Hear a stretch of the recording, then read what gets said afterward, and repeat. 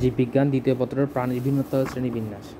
এক্ষেত্রে মাছ ও উভচর প্রাণীতে করটিক স্নায়ু 10 জোড়া করে এবং সরীসৃপ পাখি স্তন্যপায়ীতে 12 জোড়া করে।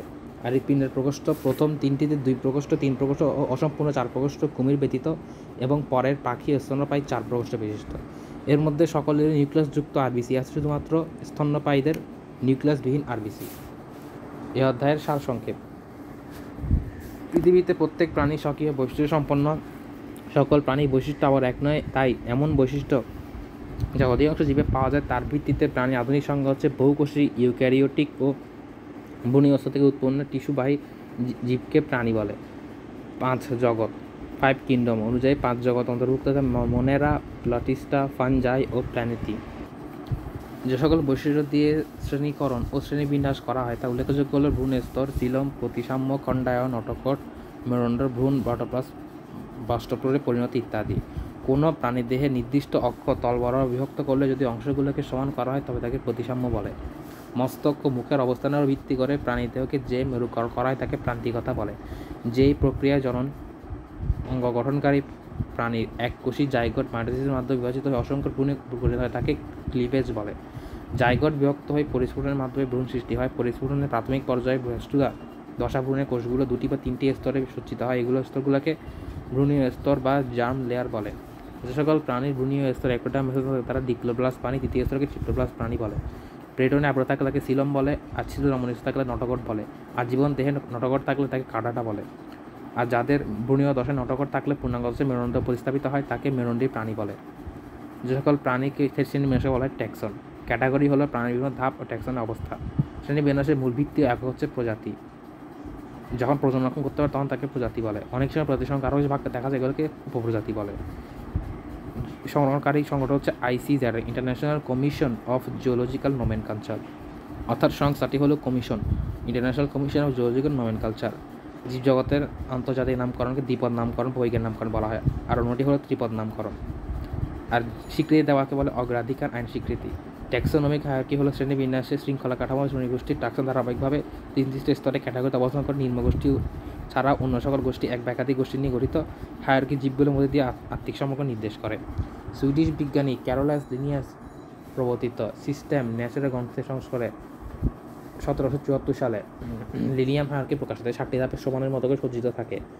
প্রকৃতি গঠনগত বিন্যাসকে শ্রেণীবিন্যাস বলে। নিয়ম, রীতি ও তত্ত্বার্থিক জ্ঞানই হলো ট্যাক্সোনমি। সুইডিশ বিজ্ঞানী অগাস্ট পাইরাস দে কন্ড্রলি সর্বপ্রথম ট্যাক্সোনমি শব্দটি ব্যবহার করেন। ট্যাক্সোনমি শব্দ অনুসারে শ্রেণীগত নীতিগুলো হচ্ছে শ্রেণীবদ্ধগত বৈশিষ্ট্য নির্ণয়, শনাক্তকরণ, ক্যাটাগরন ও নামকরণ। 15 লক্ষেরও বেশি জীব বর্তমান শনাক্ত করেছে। এর মধ্যে 33টি পর্বে ভাগ করা হয়েছে। এর মধ্যে 9টি পর্ব মেজর পর্ব এবং 14টি গৌণ বা মাইনর পর্ব, অর্থাৎ 14টি হলো মাইনর। পরিফেরা পর্বের প্রাণীদের দেহ অবস্থিত ক্ষুদ্র ক্ষুদ্র সৃষ্টকে অস্ট্রিয়া বলে। তাছাড়াও স্পঞ্জশীল আছে এবং নিউরোসাইল থাকে। ইন্টারিয়া পর্বে মেসোক্লিয়া থাকে এবং প্লাটিয়াল মিথে শিকাকোষ থাকে। এদের যৌন দ্বিরূপতা দেখা যায়। অ্যানালিডা হলো নেফ্রিডিয়া থাকে এবং আর্থ্রোপোডার স্পঞ্জি পুঞ্জাক্কি থাকে। অ্যাকানোডার্মাটা পানির সংবহনতন্ত্র থাকে এবং মেরুদণ্ডী প্রাণীর সেফালোকাটা মায়োটম থাকে। যে সকল আইস চাকতির মতো গোলাকার তাদের স্ট্যাকলয়েড আইস বলে এবং কণ্টকময়কে বলা হয় টিনয়েড আইস। সিলিয়া, কান্ত ও হ্যাক বিষয়ে রম্বসাকৃতি থাকে গ্যানোয়েড আইস বলে। গ্যানোয়েড পুরো অ্যানাবেল জাতীয় আস্তরণযুক্ত। তরুণাস্থি মাছের আইসগুলোর অনুবীক্ষণিক, এগুলোকে প্ল্যাকয়েড আইস বলে। রুই, কাতলা ইত্যাদিকে মেজর এটাকে ল্যাচ হেমো সার্কেল ধরনের। ল্যাচ হ্যাটারো সার্কেল হলে অর্থাৎ পাখনা দুটি অংশের অসমান। সিলাকার ও ল্যাক ফিশের লেজ ডাইফাই সার্কেল অর্থাৎ নমনীয় হিসেবে অবস্থিত। এরা রক্ত বিশিষ্ট প্রাণী। এক্টোথার্মিক বিশিষ্ট রক্ত বিশিষ্ট প্রাণী হলো মাছ, উভচর, সরীসৃপ। হোমোথার্মিক বা সমুষ্ণ প্রাণী হলো পাখি ও স্তন্যপায়ী। স্তন্যপায়ী প্রাণীর বক্ষ ও উদর মাঝখানে যে পেশল থাকে তাকে ডায়াফ্রাম বলে। এটি শ্বসনের ভূমিকা রাখে। এক্ষেত্রে কোন সরীসৃপের হৃৎপিণ্ড 4 প্রকোষ্ঠ বিশিষ্ট? এটি হলো কুমির। হ্যাটারো সার্কেল পুচ্ছ পাখনা পাওয়া যায়, এটি হলো হাঙর। অ্যাক্টিনোটিফিসের ক্ষেত্রে কোনটি সমর্থন করে? এটি হলো অন্তকঙ্কাল অস্থিময়। গলবিলে 5 থেকে 15 জোড়া লালা 15 জোড়া ফুলকা রন্ধ্র থাকে কোন প্রাণীতে? ম্যাক্সিনা গ্লুটিনোসোটারে। নিচের কোনটি প্লাটিয়াল মিথিসের অন্তর্ভুক্ত প্রাণী? এটি হলো গ অর্থাৎ ফুসিয়া।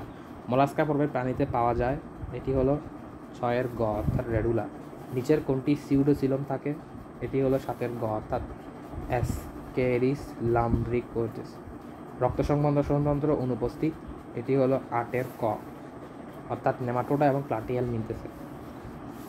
সেফালোকডাটা পাওয়া যায়, এটি হলো 9-এর ক, অর্থাৎ এট্রিয়াম ও ওরাল ফুডে। নিচের কোন প্রাণী ওজীয় প্রতিসম প্রতিফলিত হয়, এটি হলো 10-এর খ, অর্থাৎ সি অ্যামিন ও জেলিফিশে। নটকট থাকে না, এটি হলো 11-এর ঘ, অর্থাৎ ঘাস ফড়িং, মশা এবং ক্যাসোতে। পরিফেরা পর্ব, এটি হলো 12-এর গ, অর্থাৎ অস্ট্রিয়া ও অ্যাসকুলেম থাকে। অ্যানেলিডা পর্বের বৈশিষ্ট্য হলো 13-এর ক, অর্থাৎ চলন অঙ্গ, সিটা ও প্যারাপয়েডিয়া থাকে এবং জীবনতন্ত্রের প্রকোপয়েড লার্ভাদশা থাকে। উদ্দীপকের প্রাণীটি কোন শ্রেণীর, এটি হলো 14-এর গ, অর্থাৎ রেপ্টিলিয়া শ্রেণীর। উদ্দীপকের প্রাণীর ক্ষেত্রে প্রযোজ্য 15-এর খ, অর্থাৎ আইসযুক্ত প্লেটে আবৃত দেহ এবং কোনো লার্ভাদশা নেই।